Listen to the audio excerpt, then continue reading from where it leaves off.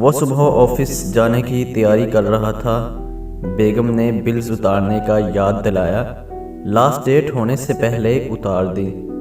پھر اچانک کچھ یاد آیا اور وہ بولی، سنیں، بچوں کے اسکول سے نوٹس آیا ہے، اس مہینے سے فیس بڑھا دی ہے، اور ہاں مجھے کچھ پیسے چاہیے، گرمی بہت ہے، اپنے لیے لان کے سوٹ لانے ہیں، بڑی اچھی سیل لگی ہوئی ہے، لان کے اچھے پرنٹ آئے ہوئے ہیں۔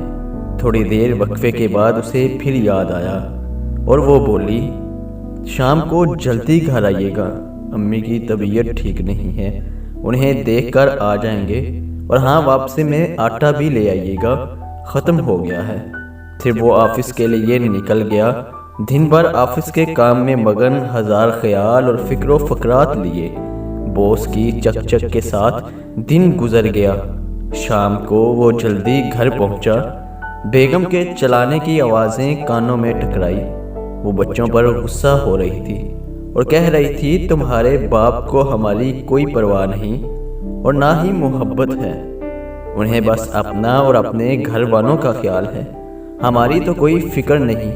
اور وہ وہیں کھڑا سوچ رہا تھا، یہ محنت کر کے میں پیسے کس کے لیے کما رہا ہوں؟ اس کہانی کا مقصد ہرگز یہ نہیں کہ ہر بیوی ایسی ہی ہوتی ہے۔ اس کا مقصد صرف یہ ہے کہ صرف شوہر کا ہی فرض نہیں کہ وہ اپنی بیوی کی تعریف کرے، اس کے ہر کام کو سراہے۔ بیوی بھی اگر شوہر کا خیال کرتے ہوئے اس کی تعریف میں دو جملے کہہ دے کہ آپ ہم سب کا بہت خیال رکھتے ہیں، ہمارے لیے اتنی محنت کر رہے ہیں، آپ بہت اچھے ہیں، تو میرا خیال ہے، اس سے وہ اپنی بیوی کی اور قدر اور زیادہ خیال کرے گا۔ چار باتیں اپنے شوہر سے کبھی مت کرنا۔ بیوی اپنی آواز کو شوہر کی آواز سے زیادہ بلند نہ کرے، ورنہ شوہر کے دل میں بیوی کے لیے محبت کم ہو جائے گی۔